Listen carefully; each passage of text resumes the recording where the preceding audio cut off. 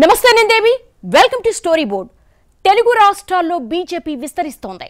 Machine south ఇక్కడ పనిచేస్తుంది. తెలంగాణలో పార్టీ చరిత్రలో ఎప్పుడూ లేని విధంగా 8 ఎంపీ సీట్లు వచ్చాయి. ఏపీలో కూటమి ఖాతాలో 21 సీట్లు వచ్చాయి. మొత్తంగా తెలుగు రాష్ట్రాల నుంచి ఏకంగా 29 ఎంపీ సీట్లు బీజేపీకి బాసటగా ఉండడం కమలానికి పెద్ద విషయమే. 2028 నాటికి తెలంగాణలో అధికారం దిశగా అడుగులేస్తోంది బీజేపీ. మరి ఈ డ్రీమ్ రన్ ఏ మలుపు తీసుకోబోతోంది? భవిష్యత్ కార్యాచరణ ఎలా ఉండొచ్చు? తెలుగు రాష్ట్రాల్లో భవిష్యత్తులో కూడా ఇదే రకమైన మద్దతు ఉంటుందా? తెలుగు రాష్ట్రాల్లో నామమాత్రంగా ఉండే బీజేపీ ఇప్పుడు ఎదుగుతోంది. తెలంగాణలో రాజ్యాధికారం దిశగా ఏపీలో పొత్తులతో బలం పెంచుకుంది. సార్వత్రిక ఎన్నికల కోసం మిషన్ సౌత్ మొదలుపెట్టిన బీజేపీకి ఆ ఫలితం తెలుగు రాష్ట్రాల్లో దక్కిన పరిస్థితి కనిపిస్తోంది. సార్వత్రిక ఎన్నికల వ్యూహంలో భాగంగా బీజేపీ దక్షిణాదిపై ఫోకస్ పెట్టింది. దాని ఫలితాలు తెలుగు రాష్ట్రాల్లో కనిపిస్తున్నాయి. స్వాతంత్ర్యం వచ్చిన తరువాత తెలంగాణలో తొలిసారి 8 ఎంపీ సీట్లు గెలిచిన కాషాయ పార్టీ కొత్త చరిత్ర సృష్టించింది. ఇక ఏపీలో కూడా కూటమి కట్టి ఏకంగా 21 సీట్లు బాసటగా ఉండేలా చేసుకుంది. మొత్తం మీద ఎప్పుడూ లేని విధంగా తెలుగు రాష్ట్రాల నుంచి 29 ఎంపీ సీట్లు కేంద్రంలో బీజేపీకి అండగా నిలబడ్డాయి. ఇదేం ఆషామాషి విషయం కాదు. అసలు తెలుగు రాష్ట్రాల్లో బీజేపీకి ఈ స్థాయిలో మద్దతు దక్కుతుందని ఎవ్వరూ ఊహించలేదు. 2019 ఎన్నికల్లో తెలంగాణలో 4 ఎంపీ సీట్లు గెలిచిన బీజేపీ ఏపీలో అయితే 100 కంటే తక్కువ ఓట్లు తెచ్చుకుంది. అలాంటి పార్టీ ఈ స్థాయిలో బలం పెంచుకుంటుంది అనేది ఊహకు అందని విషయం.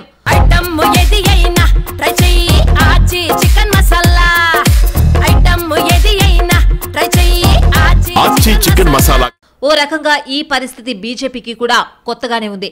రాష్ట్ర విభజనకు ముందు ఉమ్మడి ఏపీలో వచ్చిన ఎంపీ సీట్లే కీలకంగా కాంగ్రెస్ కేంద్రంలో ప్రభుత్వం ఏర్పాటు చేసుకుంది. ఇప్పుడు కేంద్రంలో బీజేపీ సర్కారు ఏర్పాటుకు తెలుగు రాష్ట్రాల్లో వచ్చిన ఎంపీ సీట్లు కీలకం కావడం అందరిలో ఆసక్తి రేపుతున్న అంశం. విభజన తర్వాత ఏపీలో ఉనికి కోల్పోయిన కాంగ్రెస్ తెలంగాణలో అధికారం ఉన్నా స్థాయికి తగ్గ ప్రదర్శన చేయలేదు. ఇప్పుడొచ్చిన ఫలితాల్ని ఉపయోగించుకుని తెలుగు రాష్ట్రాల్లో బీజేపీ మరింతగా విస్తరిస్తుందా అనే విషయంపై చర్చ జరుగుతోంది. తెలంగాణలో బీజేపీ పెరిగింది. ప్రజల్లో బీజేపీ పట్ల ఒక విశ్వసనీయత వచ్చినట్టు కనపడింది.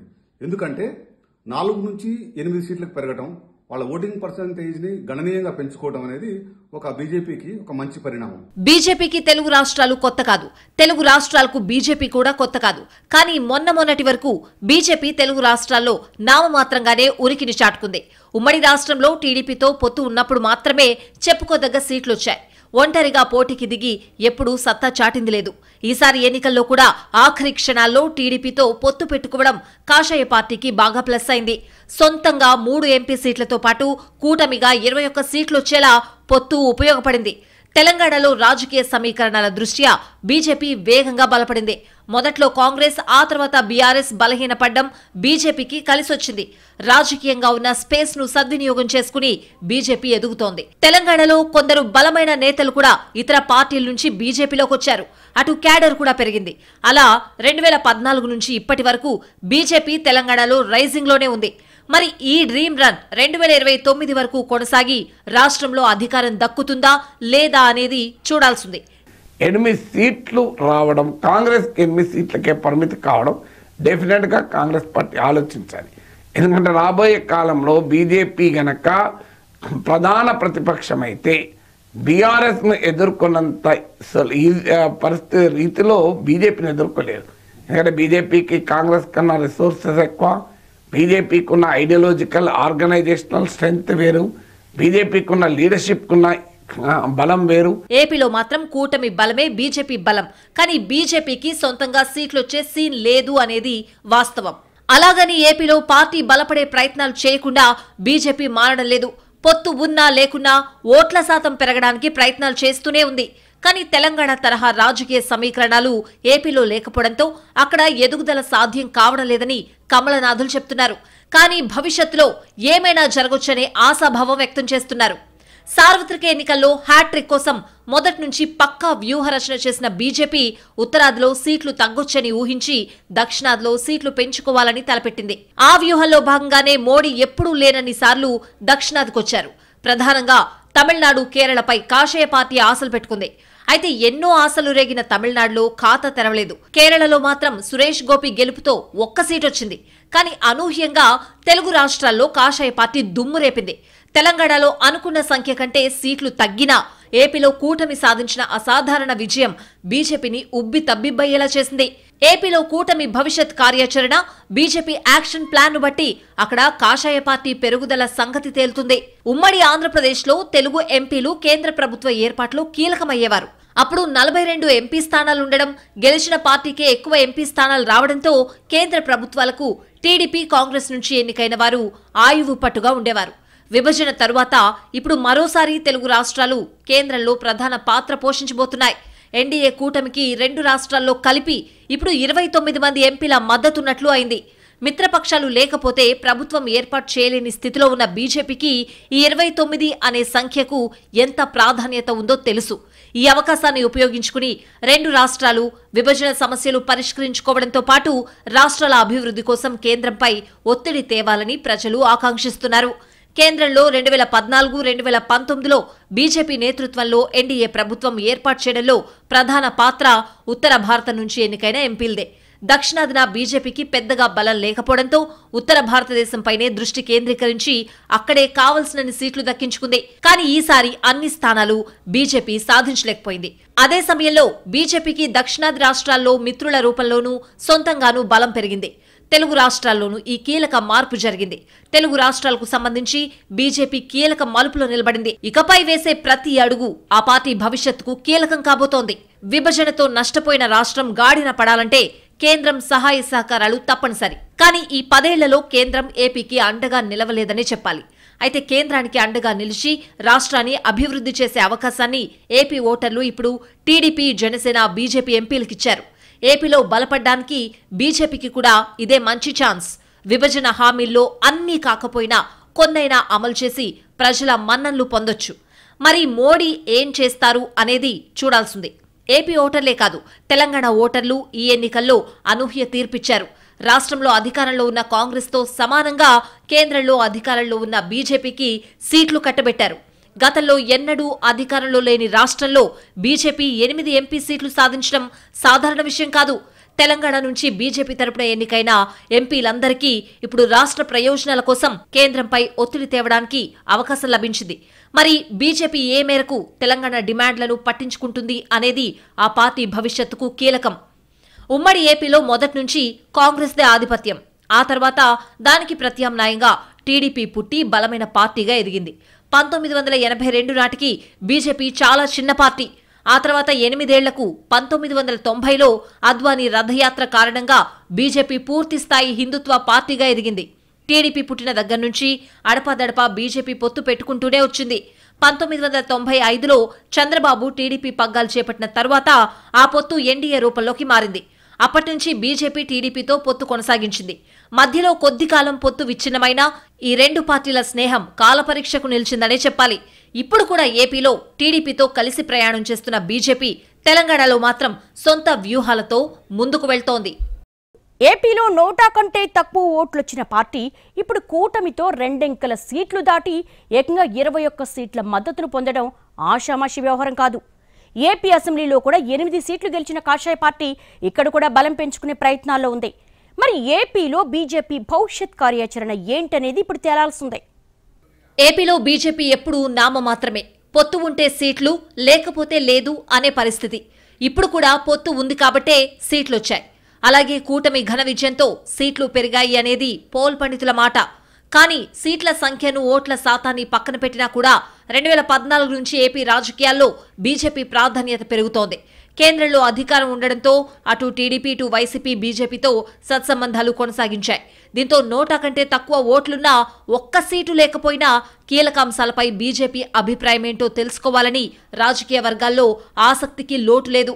ఇలా అరుదైన అవకాశాన్ని అందిపుచ్చుకోవడంలో పార్టీగా బీజేపీ విఫలమైంది అనడంలో సందేహం లేదు. అయితే పొత్తును మాత్రం జాగ్రత్తగా సక్సెస్ చేసుకుంది. మరి భవిష్యత్తులో ఏపీలో ఎలాంటి అడుగులు వేస్తుంది అనేది చూడాలి. కూటమి కాల పరీక్షను తట్టుకుని నిలబడుతుందా, గెలుపోటములతో సంబంధం లేకుండా పొత్తు కొనసాగుతుందా అనేది తేలాల్సిన విషయం. ఇక్కడ బీజేపీ సొంతంగా బలపడే అవకాశాలు తక్కువే అనే అభిప్రాయాలున్నాయి.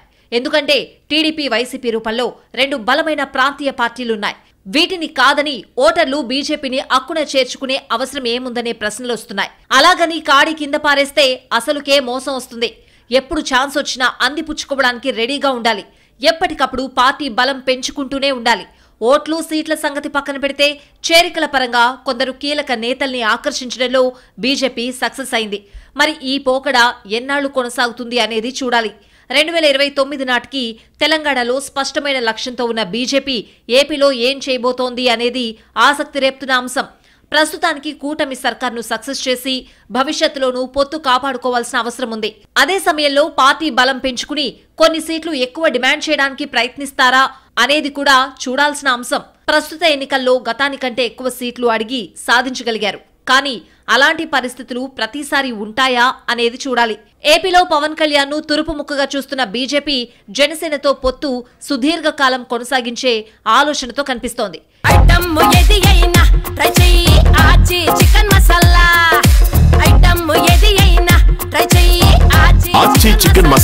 ఇప్పుడిప్పుడే పుంజుకుంటున్న జనసేనతో కలిసి అడుగులేస్తే తాము కూడా బలపడొచ్చనేది బీజేపీ వ్యూహంగా ఉంది. మరి ఈ దిశగా ఎలాంటి కార్యాచరణ ఉంటుంది అనేది చూడాల్సింది. ఏపీలో మొన్నటిదాకా బీజేపీకి ఒక్క ఎమ్మెల్యే కూడా లేరు. దూకుడుగా వ్యవహరించే నాయకత్వం కూడా కనిపించదు. కేంద్రంలో అధికారంలో ఉండడం, బలమైన నాయకత్వం ఉన్నా ఇక్కడ రాష్ట్ర ప్రభుత్వంతో పోరాడడంలో బీజేపీ నేతలు చురుకుగా ఉన్నట్లు కనిపించరు.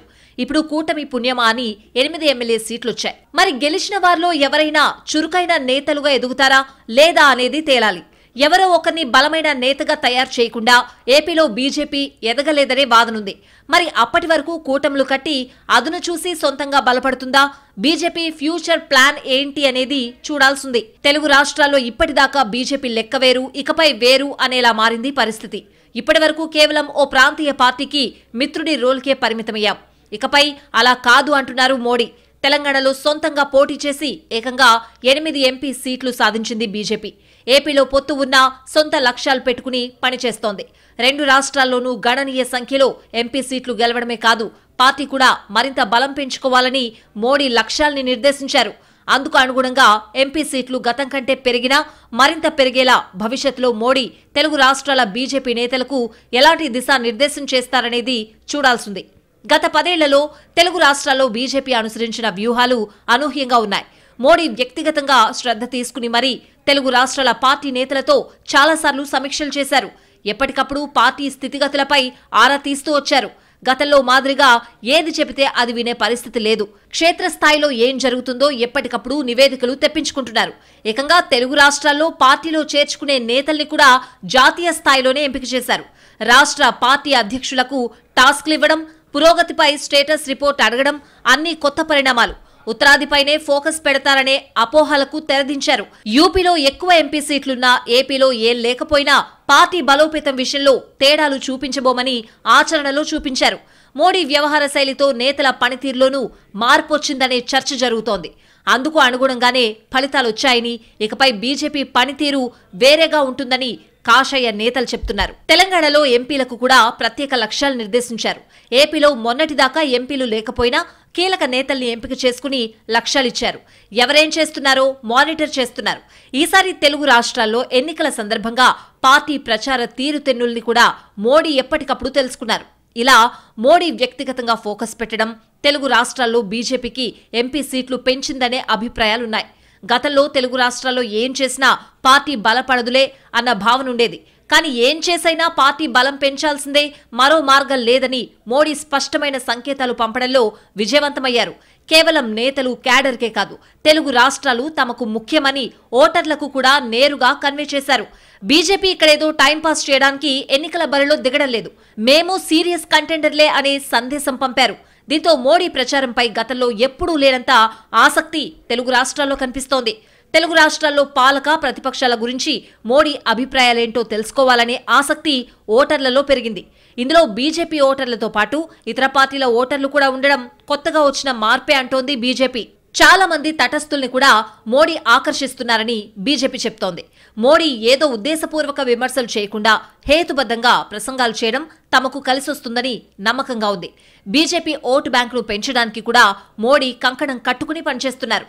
తాము ఇన్స్టంట్ ఫలితాల కోసం పనిచేయడం లేదని, సుదీర్ఘ లక్ష్యాలు నిర్దేశించుకున్నామని ఓటర్లకు చెప్తున్నారు. మీరిచ్చే బలాన్ని బట్టి బీజేపీ పనితీరుంటుందని వివరిస్తున్నారు. అవసరమైన చోట ఉత్తరాది రాష్ట్రాల ఉదాహరణలు చెప్తున్నారు. త్రిపురలో బీజేపీ బలపడిన తీరు గురించి చెప్తున్నారు. యూపీలో ఎలా అజేయ శక్తిగా ఉన్నారనే సంగతి వివరిస్తున్నారు. ఎక్కడికక్కడ ఓటర్లను ఎంగేజ్ చేయడానికి ప్రాధాన్యతిస్తున్నారు. గతంతో పోలిస్తే మోడీ ప్రసంగాల సమయం కూడా పెరిగింది. అయినా ఓటర్లు ఎక్కడా ఆసక్తి కోల్పోవడం లేదు. తెలుగు రాష్ట్రాల్లో కీలక నేతల ప్రసంగాలకు ఇస్తున్న ప్రాధాన్యతనే ఓటర్లు మోడీ ప్రసంగాలకు ఇవ్వడం బీజేపీ ఫేట్ మార్చుతుందని కాషాయ పార్టీ నమ్మకంగా ఉంది. ఆ నమ్మకంతోనే కొందరు జాతీయ నేతలు ఈసారి తెలుగు రాష్ట్రాల నుంచి ఆశ్చర్యకర ఫలితాలొస్తాయని చెప్తున్నారు. అందుకు తగ్గట్టుగానే కేంద్రంలో ఎన్డీఏ సర్కారు ఏర్పాటుకు తెలుగు రాష్ట్రాల ఎంపీలు కీలకంగా మారడం బీజేపీలో ఉత్సాహం నింపుతోంది. ఈ ఎన్నికల్లో తెలుగు ఓటర్లు ఇచ్చిన తీర్పును స్ఫూర్తిగా తీసుకుంటామని బీజేపీ చెప్తోంది. మరి భవిష్యత్ కార్యాచరణ ఎలా ఉంటుంది అనేది చూడాల్సింది. తెలంగాణలో కొన్నాళ్లుగా బీజేపీ క్రమంగా బలపడుతోంది. మొదటి నుంచి ఏపీ కంటే తెలంగాణలోనే బీజేపీకి కాస్త బలం ఎక్కువ. ఇప్పుడు ఆ బలానికి కొత్త రాజకీయ సమీకరణాలు తోడై కాషాయ పార్టీ విస్తరిస్తోంది. నామమాత్రం అనుకున్న పార్టీ కాస్త ఇప్పుడు అధికారంలోకి రాగలిగే ప్రధాన పార్టీలాగా మారడం ఖచ్చితంగా పెద్ద ఘనతే. మరి 2028 నాటికి బీజేపీ ఎలాంటి వ్యూహరచన చేస్తుందన్నదే ఇప్పుడు ఆసక్తికరం. తెలంగాణలో మొదటి నుంచి బీజేపీకి మూలాలున్నాయి. ఏపీతో పోలిస్తే తెలంగాణలో ముందు నుంచి ఆర్ఎస్ఎస్ శాఖలున్నాయి. అలా అంది వచ్చిన ఆర్ఎస్ఎస్ బలంతో బీజేపీ కూడా రాజకీయంగా కొంత బలంగానే ఉండేది. బద్దం బాలరెడ్డి నేతలు మజ్లిస్తో కూడా పోటాపోటీగా తలపడేవాళ్లు. ఆ తర్వాత పొత్తులు చిగురించినప్పుడు కూడా ఏపీ కంటే తెలంగాణలో కాస్త మెరుగైన ప్రదర్శన చేసేది బీజేపీ. అలా సంప్రదాయంగా ఉన్న బలం విభజన తర్వాత బాగా కలిసొచ్చింది. తెలంగాణ ఏర్పాటులో తన వంతు పాత్ర పోషించిన బీజేపీని జనం కూడా బాగానే ఆదరించారు. అయితే 3వ స్థానమే కట్టబెట్టారు. 2018 అసెంబ్లీ ఎన్నికల్లో అయితే ఏకంగా 100కు పైగా స్థానాల్లో డిపాజిట్ కోల్పోయింది. అలాంటి పార్టీ 6 నెలలు తిరగకుండానే జరిగిన పార్లమెంట్ ఎన్నికల్లో 4 సీట్లు గెలుచుకుని అందర్నీ ఆశ్చర్యపరిచింది. దానికి తోడు కాంగ్రెస్ కొంత బలహీనపడ్డంతో ఆ స్థానాన్ని తన దూకుడుతో బీజేపీ ఆక్రమించినట్లు కనిపించింది. ఓ దశలో బీఆర్ఎస్ నుంచి కూడా నేతలు కాంగ్రెస్ ను కాదని బీజేపీలో చేరారు. అటు కాంగ్రెస్ నుంచి బీజేపీకి వలసలు పెరిగాయి. ఇంకేముంది, బీఆర్ఎస్ కు ప్రత్యామ్నాయం బీజేపీనే అనే స్థితొచ్చింది. జీహెచ్ఎంసీ ఎన్నికల్లో అనూహ్య ఫలితాలు, దుబ్బాక, హుజురాబాద్ ఉప ఎన్నికల గెలుపుతో కాషాయ శిబిరంలో ఊపొచ్చింది. కానీ మునుగోడు ఓటమి ఆ ఉత్సాహంపై నీళ్లు చల్లింది. అదే సమయంలో బండి సంజయ్ను రాష్ట్ర పార్టీ అధ్యక్ష పదవి నుంచి తొలగించడం, అటు రేవంత్ నేతృత్వంలో కాంగ్రెస్ బలపడ్డంతో 2023 అసెంబ్లీ ఎన్నికల్లో 8 సీట్లకే పరిమితమైంది. పార్లమెంట్ ఎన్నికల్లోనూ 12 సీట్లు లక్ష్యంగా పెట్టుకున్నా కనీసం 2 అంకెల సీట్లు సాధించలేకపోయింది. అయితే ఓట్ల శాతం క్రమంగా పెరగడంతో 2028 నాటికి తెలంగాణలో అధికారాన్ని టార్గెట్ చేస్తోంది బీజేపీ. వచ్చే 5 ఏళ్లలో బీఆర్ఎస్ పార్టీ పరిస్థితిని బట్టి బీజేపీ బలం పెరుగుతుందా లేదా అనేది తేలే అవకాశం ఉంది. కేంద్రంలో 3వ ప్రత్యామ్నాయం దిశగా కేసీఆర్ ప్రయత్నాలు చేయడం, ప్రధానిగా మోడీ పైన కేంద్రం విధానాల వల్ల తెలంగాణకు తీవ్ర అన్యాయం జరుగుతోందంటూ ఆ పార్టీ సీనియర్ నేతల ప్రకటనలు రాష్ట్రంలో బీఆర్ఎస్ వర్సెస్ బీజేపీ అన్న భావనకు బలం చేకూర్చాయి. కాంగ్రెస్ ను దెబ్బతీయాలంటే తెలంగాణలో బీజేపీని ప్రధాన ప్రతిపక్షం అనే భావన కలిగించడం ముఖ్యమనే కోణంలో బీఆర్ఎస్ ఆలోచించింది.